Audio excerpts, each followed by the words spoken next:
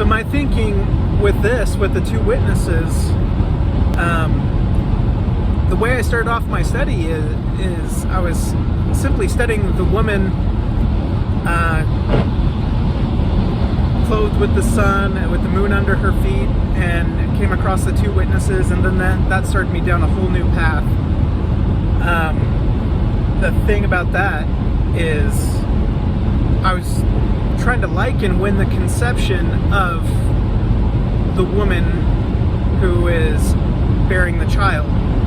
When is that? How long is that? And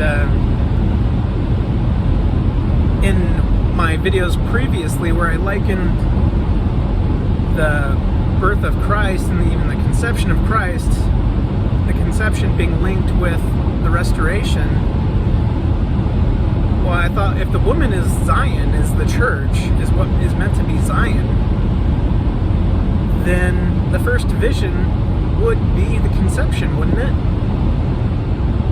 And thinking of, like Jupiter and its retrograde for 9 months and all of that, I get that, I understand that.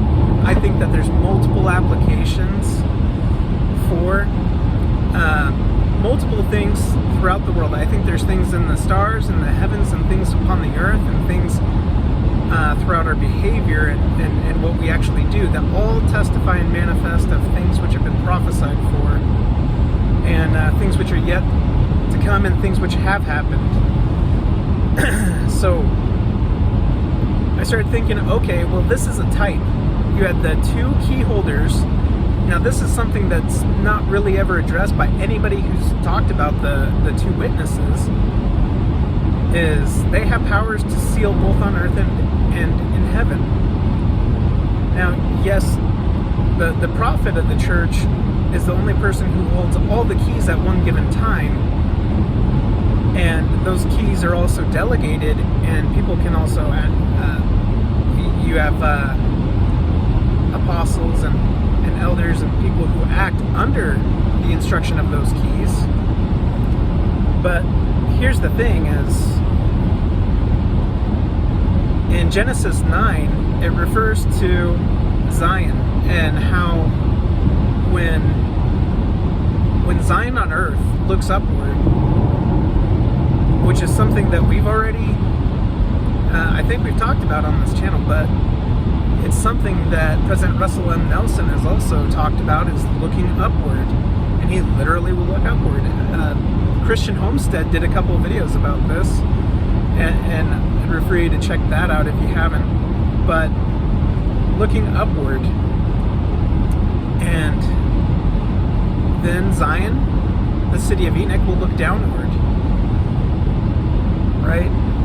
And then God will see his bow, which he put in the clouds, and because of that, he will remember that covenant, the everlasting covenant he made with Enoch. So that's the covenant he made with Enoch, and then he puts that token or sign in the clouds at the time of Noah, or at least says, this is what it means now. So we have that, but Joseph Smith also gives a prophecy of in that time of Christ coming, in that year you will have no rainbow in the clouds, right? So I'm obviously paraphrasing, and so I'm considering, well, God has to look down below, see his cloud and remember it, and then we'll remember that everlasting covenant, and this is when we have Zion from above come down and meet Zion down below, and they reunite, and the earth will shake in rejoicing. So this is a large earthquake. That would be when the rainbow is withheld, is after it's seen. It's probably plucked out of the clouds and said, yes, I put this in the heavens. So that symbolically is basically what's occurring, and then that kind of just starts that whole trajectory, and we see how all of this will tend to line up. Now, I was listening to John Taylor, who has a great channel. I don't subscribe to like all the things he goes on, and he doesn't expect others to. And even him, he makes corrections of things he's done before, which is good. That means, it's like Sunday school. We're discussing things that we've seen, but we're also receiving revelation based on the spirit of the conversation, the things that are being presented. Sometimes in Sunday school, somebody says something, and it just invites a well of revelation that I didn't receive before. And it's not simply something that they specifically said that was the revelation itself. It got my mind and my heart feeling and thinking of something else, something specific. And I think that's a lot of how we receive insight, sometimes revelation, and I think that's good for us to share with one another and to think about and pay attention to what we feel. So that's why I'm sharing a lot of this, because there's some things he refers to that I think, that could have been fulfilled already, but that thing that already happened could also simply just be a type. So I wonder, is the 24 elders referred to? That to me, it indicates more than one thing in my mind. That yes, it refers to the 12 apostles who will judge the tribes of Israel, and then we're told that the 12 apostles among the Nephites, they'll go ahead and judge those people there. But we'll also have our own personal interview with Christ. And I know each prophet and each head of the dispensation, so like you have prophets within every dispensation who report to that head prophet, and for them, for their course and their stewardship, they give a reporting of. So all these reportings are being given up and up and up. Then I believe the heads of the dispensations report back to Adam, and we see this returning of the keys. But gosh, I don't know why I went off on that, but what I do want to discuss is the 10 tribes, the lost 10 tribes. Like, who are the lost 10 tribes? Hidden away in the Arctic, in inner Earth, we hear all these different things. And it's funny, the same people that call our religion ridiculous are people who believe ridiculous things themselves. So I just think that's very hilarious. But the lost 10 tribes, to me, can mean multiple things. Oh, now I remember. I am so sorry. So, the 24 elders, I tend to also think that could be a reference to the priesthood before and after the Great Apostasy. The Melchizedek priesthood specifically. And then yes, I think it's in Doctrine and Covenants, or at least Modern Revelation, where they refer to the literal 12 apostles with Christ and other 12 apostles who are submitting judgment. But it's also the presence of the Melchizedek priesthood pre-apostasy and post-apostasy, right? Great apostasy. I think it may also testify of that. And so you have the 12 with Peter and the 12 with Joseph, and both of them testifying for 24 years after seeing a resurrected Christ. They are witnesses. They are literally witnesses, and they hold all of the keys. And they were martyred. And people celebrated at their martyrdom, right? Now, what does it mean that they will lay in the streets of Jerusalem? So it mentions there that that they're in, what is it? They say, which is spiritually Sodom, Egypt, but is Jerusalem. And I wondered if that meant that these were like the cities that they were killed in were areas which were consecrated to the Lord, but had also been used for wickedness. So, like places like Egypt and Sodom, I have no idea. It must have been a great place of enterprise, but where was Peter killed? Was that Rome? That would have been the leader of the free world at that time. United States. Were they quite leaders of the free world? Not quite. I mean, but they were there. We haven't had any apostles in the latter days killed again yet. There's Christians all over the world that are being killed. There's this awful apocalyptic stuff happening in different countries, but because we're out here in Utah and Idaho and we're just like, all is well in Zion, everything's cool, everything's peachy, I'll just pray for the missionaries that they find somebody. No, you pray and fast, yes, of course, do that, but that you find somebody. Goodness, gosh, that really butters my biscuits. Help out the missionaries by doing what you were born into this dispensation to do. Goodness.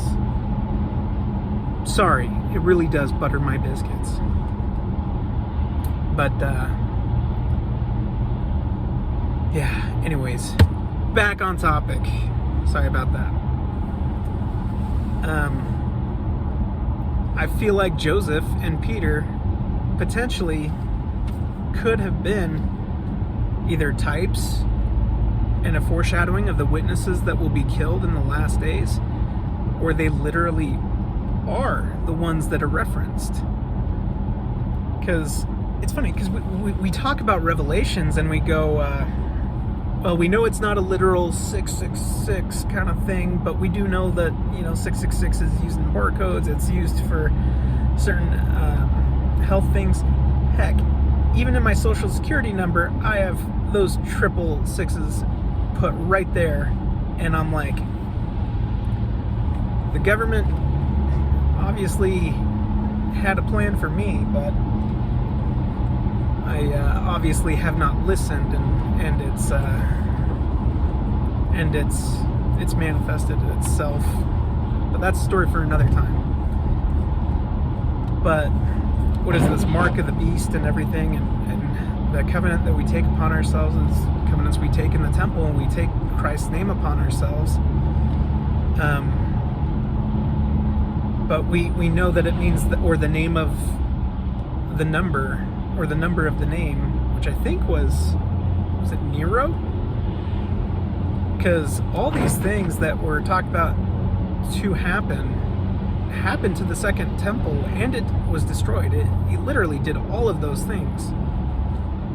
So we can expect that we will also have a shadow of those things, which also do occur, but kind of happen in its own way. But we know this symbolism behind numbers being used in Scripture, and the Jews use it for specific purposes. Like 12 testifies of the Melchizedek priesthood, and completion, all that stuff. So, have these things already occurred? Or is it because it was called Jerusalem, yet here we are in New Jerusalem? And at the time, Peter was teaching Gentiles, wasn't he? The Jews had already cast him away. He was teaching Gentiles. So, that potentially, they did create a church which brought about so many things and inspiration and everything. So we know that Rome itself, Italy, that played a major role in the development of Christianity throughout the world and the preparation of the restoration of the church. So to me, I feel like either it's foreshadowing and a testament to something yet to come, which we don't know how is going to happen exactly, but we do have our idea of this. But if we apply the same symbolism that has already occurred and that's already been testified of, why can't we apply it also to this? So maybe it'll literally happen once again in a far more literal sense, but spiritually speaking, it's happened, and there was literal death from it. Now, Peter was resurrected, right? He's been resurrected. The church itself has, grown since Joseph Smith's martyrdom, and so the legacy of Peter and Joseph have risen, and the world hates it. Like, they literally hate it. The fact that our big separation from any other Christian church is that we believe that we carry authority. People hate that. Other Christians hate it. They go, well, we see your perspective, but they also simply look at us like we could just as easily be the Antichrist in Babylon to rise. But to me, I feel like even if there is yet to be 2 more key holders who have the sealing powers who die and are martyred in the streets, that's fine. So, but why 3.5 years? So 3.5 years is to mean that it was not complete. The 7 would mark the completion and then go on to a new phase. 3.5 means that it was interrupted. And it was like Christ, he went all the way and fulfilled his major role. Peter, Joseph, their situation was interrupted, and they could have been killed earlier, they could have been killed later. But their mission was interrupted because all the commandments to do just what had been commanded of Christ when he was resurrected and spoke with his disciples has not been taken away. We're still to go out and teach, gather scattered Israel. So speaking of gathering scattered Israel, who are the lost 10 tribes? And why do people differentiate the 10 tribes with the scattering of Israel? President Nelson has spoken, a long time ago before he was prophet and while he was a prophet about the gathering of Israel. It's the most important work. That work is done both on earth and in the temples, because we're to help redeem the dead and help people make and keep sacred covenants here on the earth. So that itself is gathering scattered Israel. Israel being, those who are pure in heart who let God prevail. And honestly, the blood of Israel has gone all throughout the world. I'm sure that there's some isolated parts that maybe don't have a mixture of the blood of Israel. But what does it mean? Yeah, his blood and his posterity has spread throughout the world and has been part of the leaders of nations and all these things, and part of great sacred things. But Israel is also those who let God prevail in their lives. They are the pure in heart, which is who the missionaries and we are sent to gather. We're gathering the pure in heart. We're not gathering, like the 5, people who just want to come to church because they want to do all the social stuff at church and fit in with all their LDS friends. Yeah, by all means, like, introduce the church to them, but honestly, go through and help them understand the covenants and apply the atonement in their lives. People are falling away because they're not studying the scriptures. They're not enduring. They go at the first piece of doctrine that goes, oh, I don't agree with that because of my world standards. And I'm going to base everything I understand now in modern terms against everything back then, because God must have known everything, right? And if he didn't know all this stuff, then why do you let that happen? My goodness. There's a purpose in everything, and we're not going to discuss that, but so to me, the 10 tribes, these are people who are the pure in heart, who have lost their identity. But why why are the 10 tribes referred to separately as coming and walking over, what is it, the Bridge of Ice or whatever it is? I've heard once that President Nelson had referred to the saints and coming out west as being like that.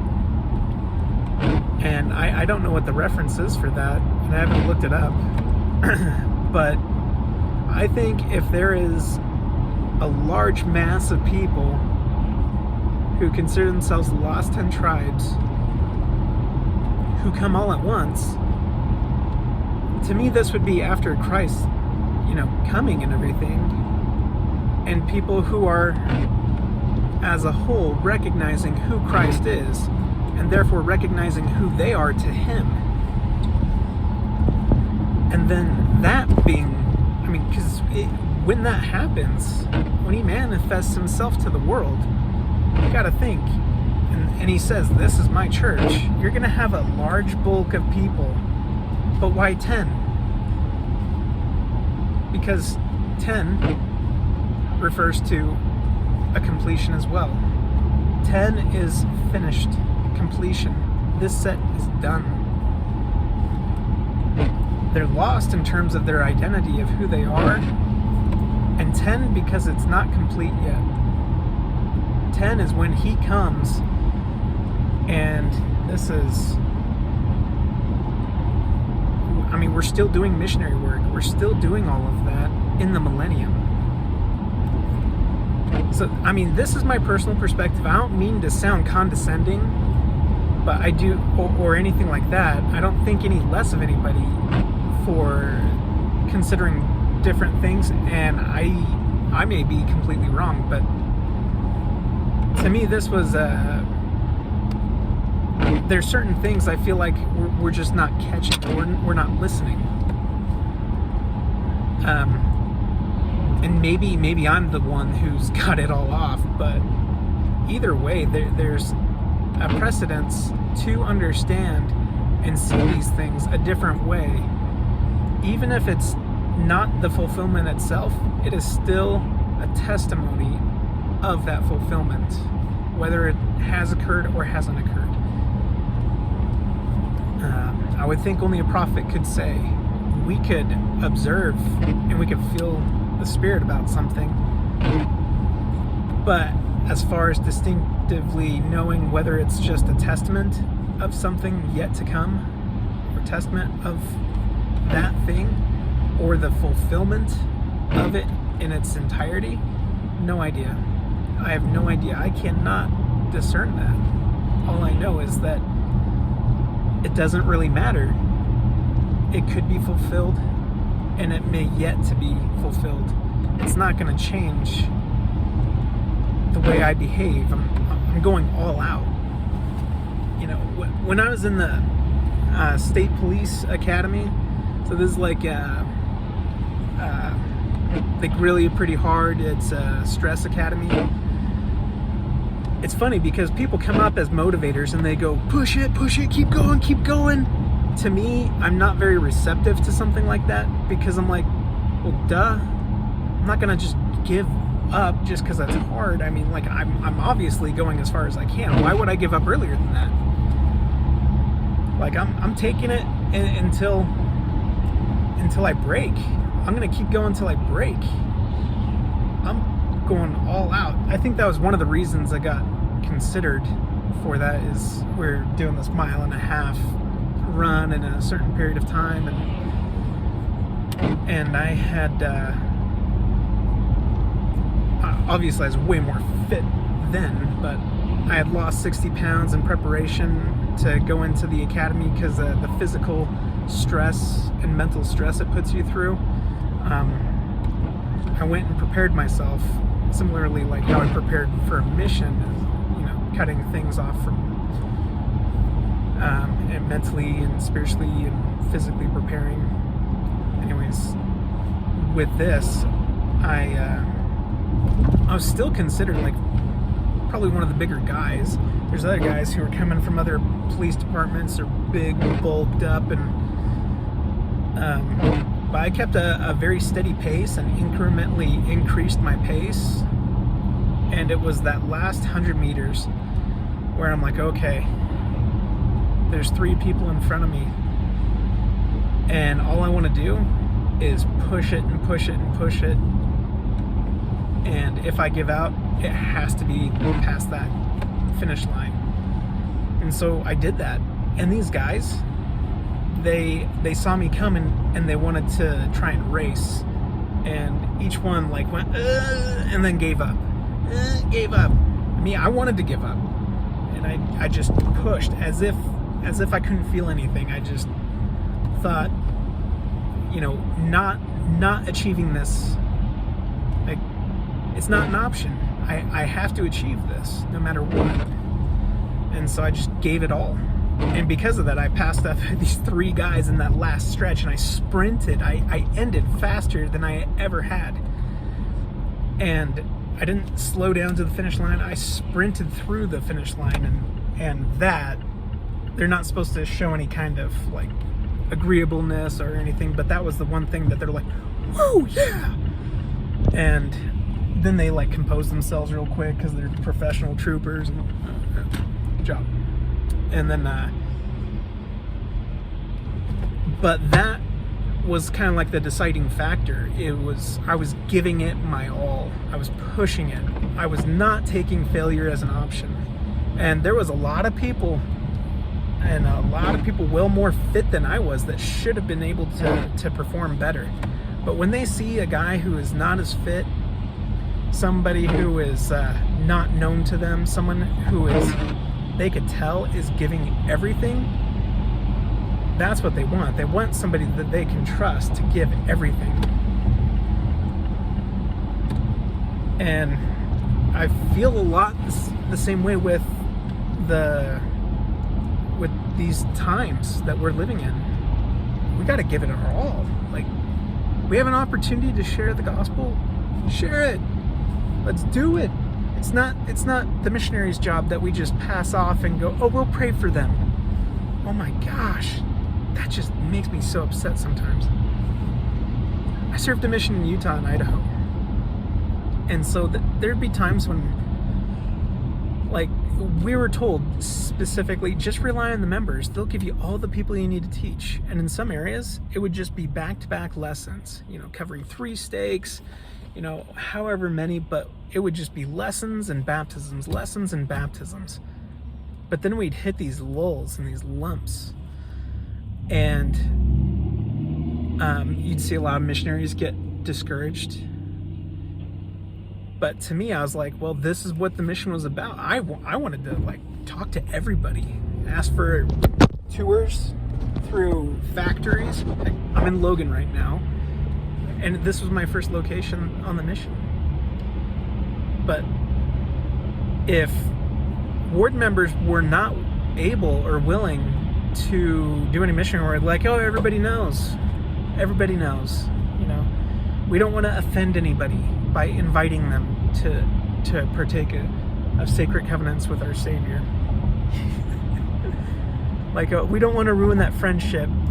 30 years. Give it 30 years, and they'll know when they're ready.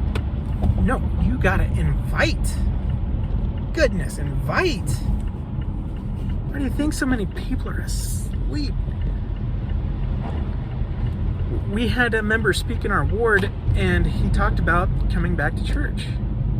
And he said he was invited by a member of the ward, and he came back. And I'm like, okay, cool. Ward council here. Well, this guy would he'd attend church if somebody invited him. I'm like, okay, your neighbors, your best friends, invite him. Just do it. Yeah, okay. But if all it needs is an invitation, what's the worst that's gonna happen? Are they gonna get upset and go like, dude, leave me alone about the church? Like, dude, I love you. I'm just letting you know that you're invited, and I'll invite you. But no, I'm giving you just the opportunity. It's all on you. Everyone, gets their,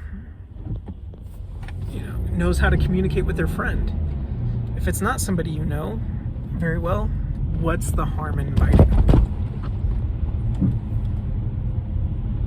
But this thing where we kind of just sit and they'll go, well, God will fix all the problems when he gets back.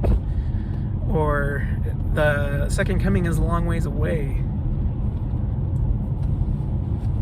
Dude, you can receive all those blessings of Zion and all of these wonderful things that are to be had in your own life on a personal level. I mean, scattered Israel was preserved multiple times. There, people throughout these branches of Israel were preserved. But they also had to continue to preserve themselves. They had to continue to make personal decisions. Lehi's family would not have had the same experience if they were all Lamans and Lemuels. And the thing is, yeah, they were delivered from the destruction and being taken captive into Babylon, right? Or Assyria or whoever. But was it easy? No. We're used to easy. We want to coast by on everything. We're like, oh, well, I'll share on Facebook and just put it out there. I'm not going to put any more heart, soul, or attention. No, it's difficult. It's time consuming. It's exhaustive. But it's what's required of us. Do we really think that we are so much better that we don't have any measure of the sacrifice necessary to see all those things which Nephi saw in vision? Like, what makes us any better than anybody else? It's a different type of thing. It's more of a spiritual thing. Yeah, it's more of a spiritual thing, and we do have more things against us. But we also take the opportunity to just relax and chill out and working on my mental health. Work on your mental health, shoveling that walk for your neighbor. Guarantee you, do 10 times more good than sitting down and venting out playing a video game. Right? The point of all of this is we have all these things spoken of in Revelations before us, it seems. We have blessings available to us, but we romanticize so much in our minds that it's going to be a different way and that we're going to never have to worry about anything again. But I can tell you, we still worry about things. We still have to do work and service, but we have different types of challenges. Like our challenges are really, really first world challenges where others are not so much. And